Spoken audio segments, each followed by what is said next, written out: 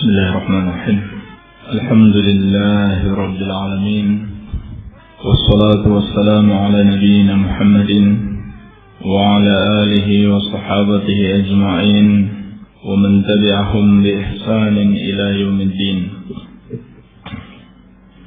Ikhwani fid din at-talabah rahimani wa rahimakumullah. Insyaallah taala kita akan melanjutkan pelajaran fikih masih dalam pembahasan Arkanus Shalah. Kita akan masuk pada pembahasan Arkanus Shalah yang berikutnya, yang keberapa? 7. Sujud sudah ya? Baik. Rukun salat yang ke-7 setelah sujud adalah al-julus baina sajdatain. Al-julus baina sajdatain. Duduk di antara dua sujud. Duduk di antara dua sujud. Dan ini pendapat yang dinukil dari Asy-Syafi'i dan Ahmad. Adapun dari Imam Malik tidak dinukil sedikit pun tentang diucapkannya oleh Imam Malik sebagai rukun. Adapun Abu Hanifah adalah cukup mengangkat kepala sedikit dari sujud. Yang benar pendapat Syafi'i dan Ahmad berdasarkan dalil-dalil yang ada. Dan termasuk dalam permasalahan ini adalah at-tuma'ninatu fihi. Al-julus baina sajdatain wa tuma'ninatu fihi. Duduk di antara dua sujud dan tuma'ninah padanya. Dan sebagian ulama, khususnya ulama Hanabilah, seperti yang disebutkan Syekh Shalih Al-Utsaimin rahimahullah di dalam Syarahul Mumti', menambahkan rukun yang lain, yaitu al-i'tidal anhu. Al-i'tidal anhu. I'tidal dari mana? Anhu maksudnya dari sujud. Al-i'tidal anis sujud. Ini dianggap rukun yang terpisah. Tetapi sama saja untuk duduk di antara dua sujud, tentunya dia harus i'tidal anis sujud, berpindah dari sujud. Berarti kalau mau dirinci, di sini ada 3 rukun. Pertama al-julus baina sajdatain, duduk di antara dua sujud. Kedua at-tuma'ninatu fihi, tuma'ninah padanya. Yang ketiga al-i'tidal anis sujud, berpindah dari sujud. Ini gerakan berpindah dari sujud. Ini kalau mau dirinci. Kalau mau diringkas, cukup kita ucapkan satu, al-julus baina sajdatain. Baik.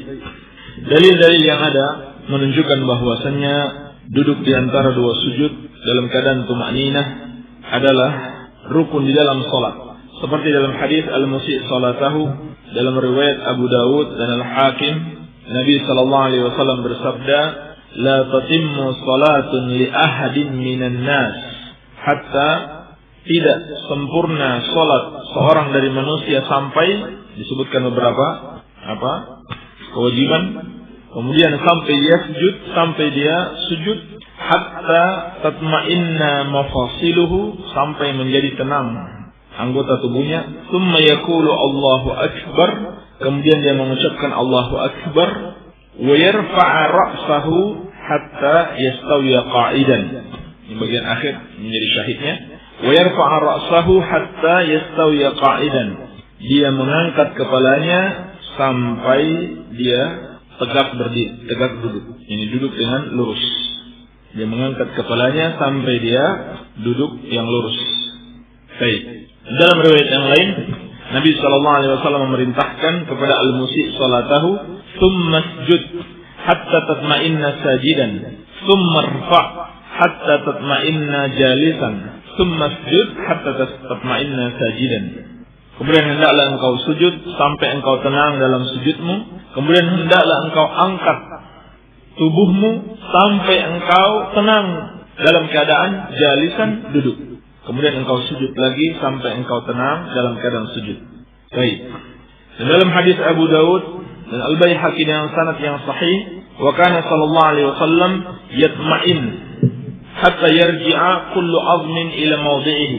Nabi sallallahu alaihi wasallam duduk dengan tenang sampai seluruh tulangnya kembali kepada tempatnya. Baik. Sekarang tentang tata cara duduk antara dua sujud. Ada dua tata caranya. Cara pertama yang disepakati para ulama, yaitu al-iftirash. Duduk al-iftirash yang disepakati para ulama berdasarkan dalil-dalil yang ada. Seperti dalam hadis Bukhari dan Muslim, thumma yafrishu rijlahu al-yusra fayaq'udu 'alaiha mutma'innan. Ini saya nukil dari sifat salat Nabi sallallahu alaihi wasallam Syekh Al-Albani. Yafrishu rijlahu al-yusra. Beliau menghamparkan kakinya yang kiri.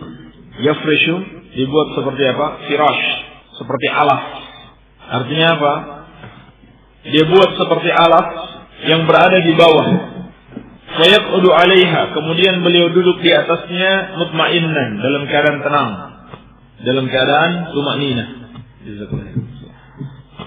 Posisinya adalah bagian punggung dari kaki itu berada di bawah dan telapaknya berada di atas.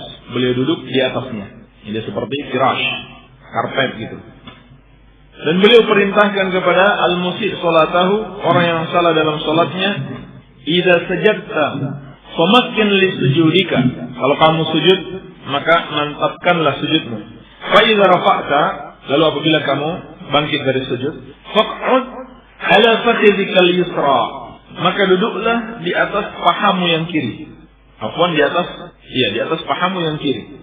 Maksudnya di atas kaki kiri. Iya. Duduk di atas kaki kiri. Wa kana yansibu rijlahul yumna. Sebelumnya riwayat Ahmad, Abu Daud dengan sanad jayyid. Selanjutnya wa kana yansibu rijlahul yumna. Dan beliau sallallahu alaihi wasallam menegakkan kaki kanannya. Di dalam hadis Bukhari. Wa yastaqbilu bi asabiha al-qiblata. Dan beliau hadapkan jari-jari kaki kanannya ke arah kiblat. Dalam hadis An-Nasa'i dengan sanad yang sahih. Kata Syekh Al-Albani rahimahullah, wa kana yutiluha, dan beliau memanjangkan duduknya tersebut hatta takuna qariban min sajdatihi, sampai kurang lebih sama dengan sujudnya, lama sujudnya. Hadis Bukhari dan Muslim. Dan terkadang yamkuthu hatta yaqula al-qa'il qad nasiya. Juga dalam hadis Bukhari dan Muslim, kadang-kadang lebih lama lagi. Kadang-kadang beliau lama sekali duduknya sampai seorang mengatakan qad nasiya, beliau telah lupa. Baik. Jadi kesimpulannya, duduknya adalah iftirash, duduk di atas kaki kiri, menegakkan kaki kanan dan menghadapkan jari-jarinya ke arah kiblat. Baik. Ini duduk iftirash. Coba dicontohkan. Terus, Fadhal. Mana bagian belakangnya? Nggak kelihatan. Baik, ahsanta, barakallahu fiik. Ini duduk yang pertama. Yang kedua, al-iq'a, dalam bentuk al-iq'a. Di sini ulama khilaf. Kalau yang sebelumnya ulama sepakat ya. Kalau di sini ulama khilaf. Khilafnya adalah karena tidak ada riwayat dari Nabi sallallahu alaihi wasallam melakukan hal itu. Ini satu. Di satu sisi riwayat yang ada dikatakan mansukh. Namun pendapat yang benar insyaallah taala dikuatkan oleh Syekh Al-Albani rahimahullah bahwa hal ini termasuk sunnah walaupun tidak ada riwayat secara langsung dari Nabi sallallahu alaihi wasallam, akan tetapi ada penukilan riwayat perbuatan tersebut dari Ibnu Abbas, dari Ibnu Umar dan dari Ibnu Zubair, dari al-abadilah as-salasa. Al-abadilah as-salasa, Abdullah bin Abbas, Abdullah bin Umar, Abdullah bin Zubair, dan dari sejumlah tabi'in yang faqih seperti Tawus. Baik.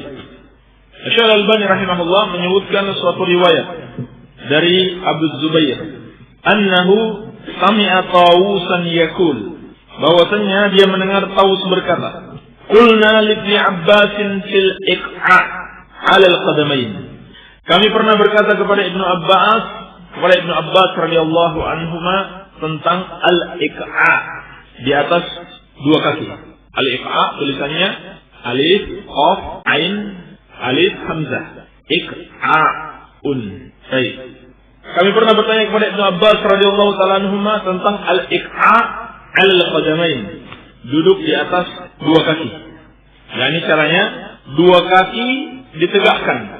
Jadi di kaki kiri posisinya tidak lagi iftirash, tapi ditegakkan. Kemudian duduk di atasnya, duduk di atas tumit. Faqala hiya sunnah.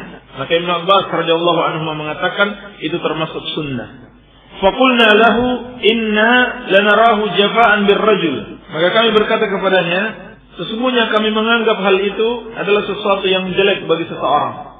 Faqala Ibnu Abbas, bal hiya sunnatu nabiyyika sallallahu alaihi wasallam. Maka Ibnu Abbas mengatakan, bahkan itu adalah sunnah nabimu sallallahu alaihi wasallam. Hadis riwayat Muslim.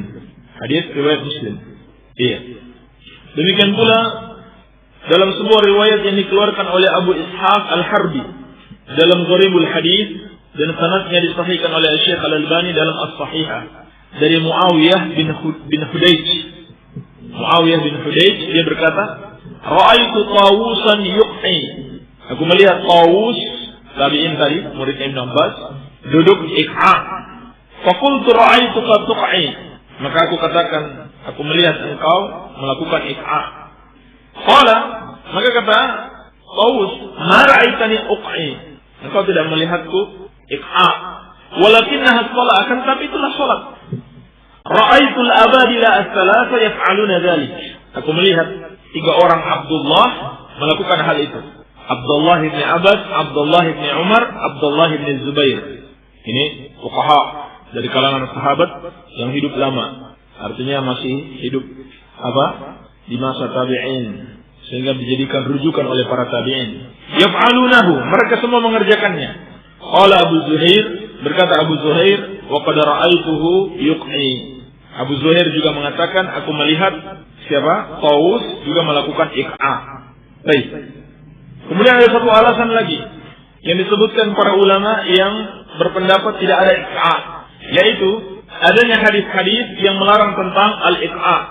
Namun yang benar, ini juga alasan yang lemah, sebab hadis-hadis tentang al-iq'a, larangan al-iq'a itu terdapat pembicaraan. Kalaupun sahih, maka itu bukan iq'a yang dibolehkan. Jadi iq'a itu ada 2 bentuk. Yang satu terlarang kalau hadis-hadisnya sahih, dan yang satu lagi disunnahkan. Seperti dijelaskan oleh An-Nawawi rahimahullah dalam Syarah Muslim ketika beliau menjelaskan hadis tadi, beliau mengatakan al-iq'a naw'an.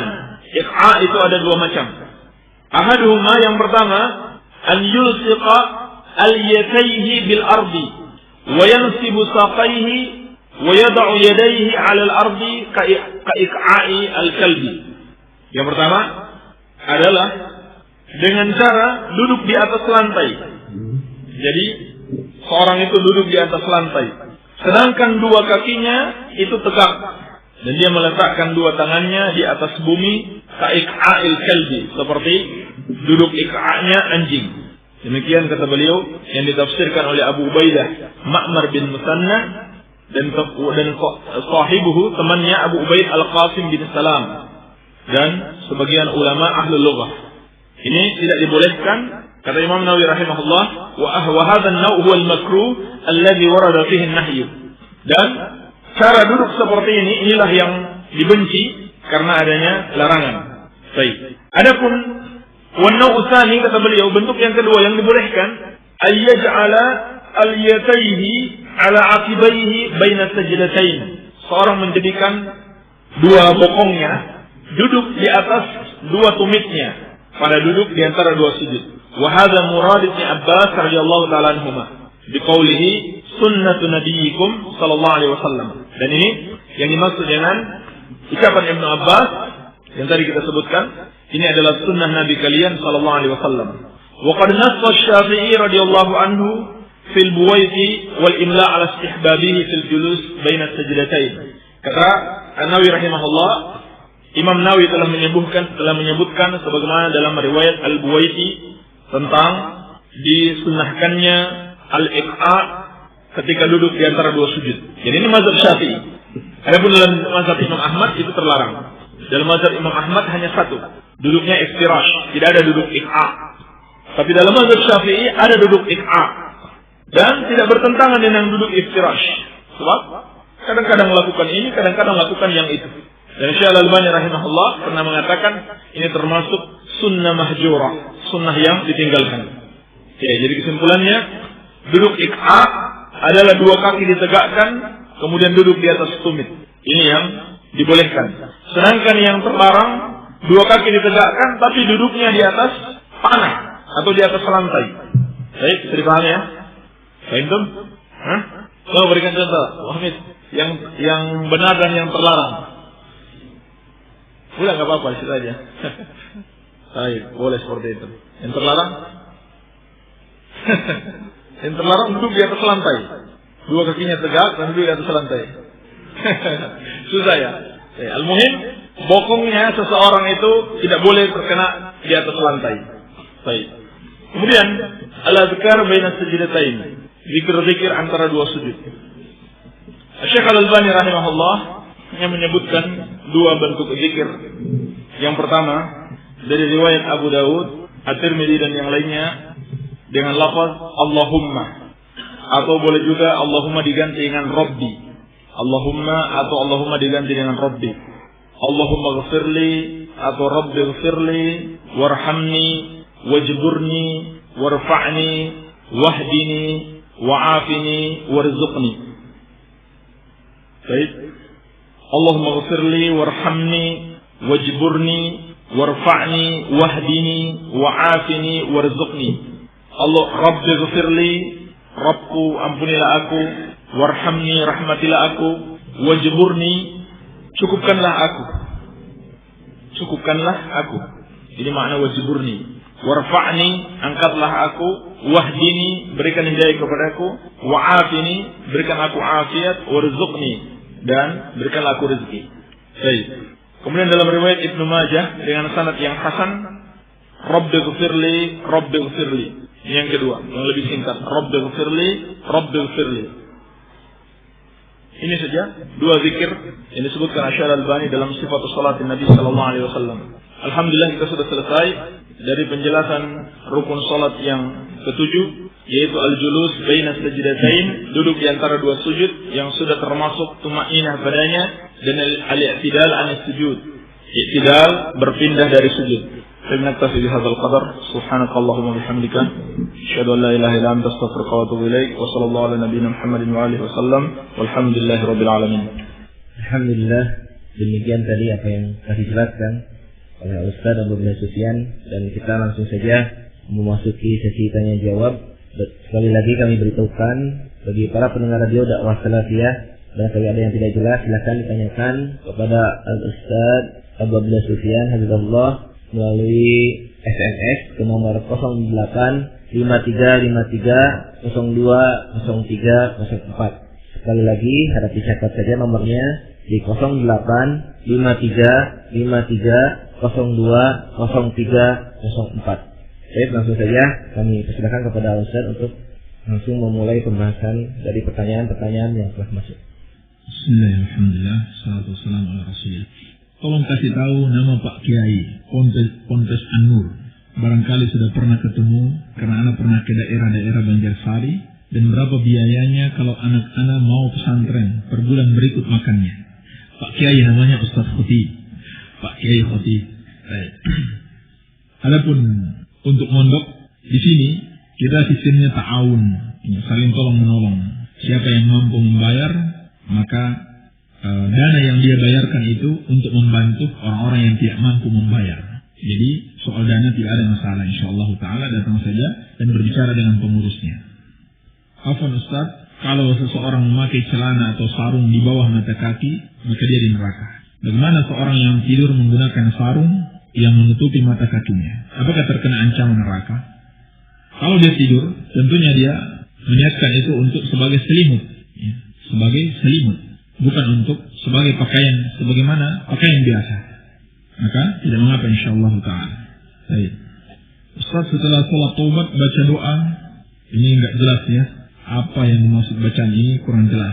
Tetapi tidak ada doa khusus yang dibaca pada salat taubat. Tidak ada doa khusus yang dibaca pada salat taubat.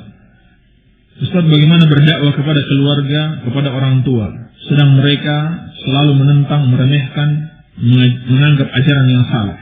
Dan kalau dinasihatkan, jangan begini, mereka bilang nafsi-nafsi, sendiri-sendiri, kamu-kamu, saya-saya. Bagaimana Ustaz? Dimulai dari apakah menyampaikan kebenaran ini? Baik. Tetap berdakwah dan bersabar. Berdakwah dan bersabar. Dan terus menyampaikan dengan cara yang baik, dengan lemah lembut. Dan sampaikan hal-hal yang paling terpenting dahulu. yaitu tentang tauhid dan hal-hal yang sifatnya usul, seperti kewajiban berpegang teguh dengan Al-Quran dan As-Sunnah. Semua orang sepakat. Kalau dia muslim yang mengerti masalah, dia sepakat wajib mengikuti Al-Quran dan As-Sunnah. Kalau sudah tertanam seperti ini, kewajiban mengikuti Al-Quran dan As-Sunnah akan lebih mudah untuk menyampaikan. Kalau sudah tertanam akidah, keyakinan untuk mengikuti Al-Quran dan As-Sunnah, akan mudah kita menyampaikan apabila kita menyampaikan dengan dalil ya Al-Quran dan As-Sunnah. Ada bukti yang jelas bahwa dakwah yang kita sampaikan adalah berasal dari Al-Quran dan Sunnah. Demikian pula dengan metode-metode lain, seperti dengan memberikan suatu buku, suatu lembaran dakwah, atau memperdengarkan kajian-kajian dalam bentuk CD, kaset, dan sebagainya. Atau mengadakan kajian di rumah dan mengundang salah seorang ustaz, atau mengajar ke majelis ta'lim. Ini bentuk-bentuk yang mungkin ditempuh dalam berdakwah kepada keluarga kita. Dan juga tidak lupa selalu kita mendoakan mereka. Almuhim, jangan kita putus asa, sampaikan. Kalau belum sekarang mereka terima, mudah-mudahan masa depan mereka akan memahaminya. Lebih baik mana pergi mencari ilmu atau di rumah istirahat total karena menjaga kehamilan. Karena kehamilan yang mengkhawatirkan. Kalau memang keluar rumah atau beraktivitas yang lebih bisa mengganggu kehamilan, nanti tidak apa-apa istirahat di rumah dan tetap menuntut ilmu. Ya, tetap menuntut ilmu. Menuntut ilmu banyak jalannya. Kalau tidak mampu menghadiri majelis ta'lim secara langsung, bisa melalui radio, bisa melalui kaset-kaset ceramah, atau dengan buku-buku yang ditulis para ulama. Gimana kalau ada non-muslim ketika masuk jadi mu'allaf, dia tidak disaksikan kiai, sah enggak dia jadi mu'allaf? Sah, seperti yang sudah kita jelaskan kemarin. Yang penting dia memenuhi 4 syarat syahadat. Dia mengucapkan syahadat itu, dia memahami apa yang dia ucapkan, dan dia yakini kebenaran syahadat itu, dan dia amalkan. Sah, walaupun tidak disaksikan siapapun.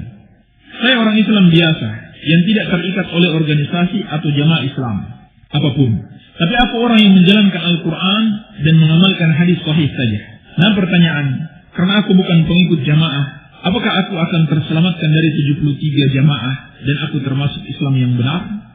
Sepanjang kita mengikuti Al-Quran dan As-Sunnah sesuai dengan pemahaman Rasulullah SAW dan para sahabatnya, atau pemahaman As-Salafus Saleh, maka itulah yang dimaksud satu golongan yang selamat dari 72 golongan yang tersesat. Tidak perlu masuk organisasi apapun, tidak perlu ikut jamaah apapun, tetapi ikutlah pemahaman Rasulullah SAW dan para sahabatnya. Maka kita telah tergolong ke dalam jamaah beliau, yaitu jamaah Rasulullah SAW dan para sahabatnya. Itu syaratnya. Al-Quran dan As-Sunnah sesuai pemahaman Rasulullah SAW dan para sahabatnya, bukan pemahaman kita sendiri. Maka penting sekali kita belajar, mendatangi majelis ilmu, mengikuti bimbingan para ulama dan orang-orang yang mengajarkan Al-Quran dan As-Sunnah sebagaimana yang dipahami oleh Rasulullah SAW dan para sahabatnya. Ustaz, kapan waktu janin itu ditiupkan ruh, sudah menjadi manusia, dan dihitung dari mana? Apakah sama seperti hitungan bidan dari keluar dari haid pertama, atau dihitung dari berhubungan suami istri? Ditiupkan ruh itu setelah berapa? 4 bulan. Ya? Setelah 4 bulan. 4 bulan itu berapa hari? 120. Ya, seperti dalam hadis Abdullah bin Mas'ud dalam riwayat Bukhari. Inna ahadakum yujma'u khalquhu fi batni ummihi 40 yawman nutfatan. Sesungguhnya penciptaan kalian di perut ibu kalian selama 40 hari berupa nutfah. Tsumma yakunu 'alaqatan. Kemudian menjadi 'alaqah, yakni darah. Sudah 80 hari ya. Tsumma yakunu mudghatan. Kemudian menjadi mudghah. Ditambah 40 lagi. Jadi berapa? 120. Ya.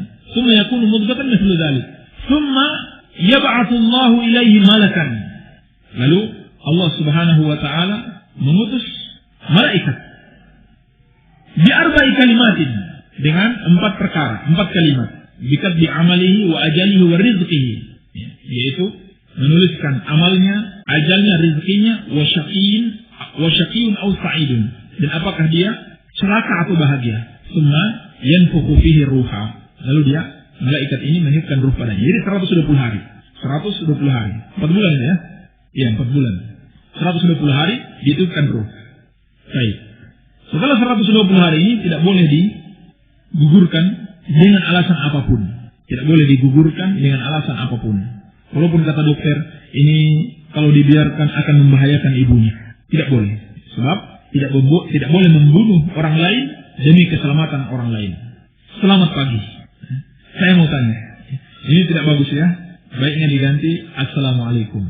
Apa yang dimaksud dengan santri? Terima kasih. Santri itu pelajar. Apa hukum mengeraskan suara pada sholat malam? Ini saat anak punya saudara, dia semangat dalam menjalankan sholat malam. Namun kebiasaannya dia mengeraskan suara yang merdu. Namun permasalahannya ketika seorang yang tadinya tidur terus mendengarkan bacaannya, pasti nggak bisa tidur lagi karena merasa terganggu. Bagaimana keadaan seperti ini? Apakah baik untuk dirinya? Dari Al-Faqir. Dinasihati bahwasannya haram hukumnya mengganggu tetangga. Padahal sholatnya itu adalah sholat sunnah. Wajib untuk tidak mengganggu tetangga. Berarti bertentangan dengan hal yang wajib. Maka yang wajib yang harus didahulukan. Dinasihati saja dengan baik-baik. Bolehkah kita berwudu untuk sholat dengan telanjang bulat? Habis mandi atau selesai buang hajat umpamanya? Tidak ada larangan. Ustaz, saya ingin tahu keturunan Nabi Muhammad sallallahu alaihi wasallam. Harus bertanya kepada ulama yang ahli nasab. Siapa keturunan Nabi sallallahu alaihi wasallam yang sebenarnya? Iya. Karena banyak orang mengklaim dia keturunan Nabi sallallahu alaihi wasallam, tapi tidak terbukti. Tidak terbukti dia keturunan Nabi sallallahu alaihi wasallam. Iya. Ustaz, sebelumnya mohon maaf. Tadi dari semua nabi hanya Nabi Muhammad sallallahu alaihi wasallam yang bisa memberikan syafaat. Semua nabi, bukan hanya Nabi sallallahu alaihi wasallam yang bisa memberikan syafaat. Semua nabi memberikan syafaat. Hanya saja syafaatul uzma, syafaat yang besar, yaitu ketetapan Allah untuk memutuskan urusan semua makhluk ketika mereka terkatung-katung pada hari kiamat. Lalu Nabi sallallahu alaihi wasallam memberikan syafaat kepada seluruh makhluk agar segera diberikan keputusan. Nah, ini syafaatnya khusus Nabi sallallahu alaihi wasallam. Demikian pula syafaat khusus kepada Abu Talib. Selain itu, sama para nabi dan rasul, orang-orang saleh juga memiliki syafaat. Bukan hanya Nabi sallallahu alaihi wasallam. Dan bagaimana kalau saya mengikuti tata cara keturunan Nabi Muhammad sallallahu alaihi wasallam cara menjalankan ibadahnya? Tidak ada perintah dari Nabi sallallahu alaihi wasallam untuk mengikuti tata cara beribadah keturunan beliau. Tidak ada. Yang ada perintah mengikuti tata cara yang diajarkan oleh Rasulullah sallallahu alaihi wasallam, bukan yang diajarkan oleh keluarga beliau. Sehingga siapapun keluarga Nabi sallallahu alaihi wasallam, kalau ajarannya sesuai dengan ajaran Nabi sallallahu alaihi wasallam, baru boleh kita ikuti. Tapi kalau bertentangan dengan ajaran Nabi sallallahu alaihi wasallam, seperti perbuatan-perbuatan bid'ah, orang-orang yang mengklaim keturunan Nabi sallallahu alaihi wasallam, sama saja, tidak boleh kita ikuti. Tidak boleh kita ikuti. Baik. Arti jihad sebenarnya, karena katanya jihad yang dilakukan Usama salah. Jihad sudah dimaklumi, maknanya umum, yaitu mengerahkan segala potensi untuk taat kepada Allah. Ini makna jihad yang sesungguhnya. Badlul majhud li ta'atillahi azza wa jalla. Adapun jihad dalam peperangan, kita katakan Usama itu salah karena tidak memenuhi syarat-syarat jihad. Tidak memenuhi syarat-syarat jihad. Ulama menyebutkan minimal ada 3 syarat jihad.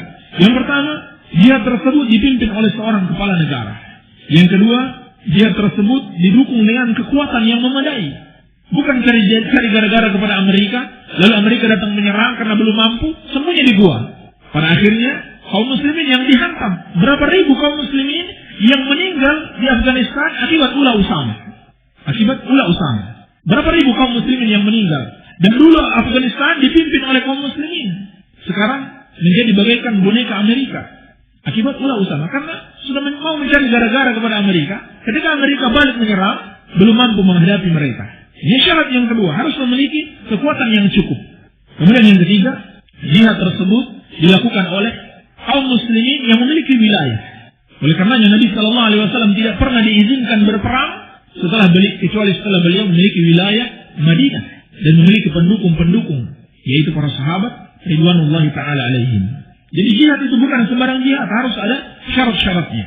Ketika jihad tidak didukung para ulama, tidak dibimbing para ulama, maka akibatnya bukan meninggikan Islam, malah mempermalukan Islam. Baik, barangkali ini saja yang bisa kita jawab. Mohon maaf yang belum terjawab.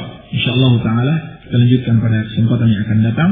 Subhanaka Allahumma wa bihamdika asyhadu an la ilaha illa anta astaghfiruka wa atubu ilaik. Wa sallallahu ala nabiyyina Muhammadin wa alihi wasallam. Walhamdulillahi rabbil alamin.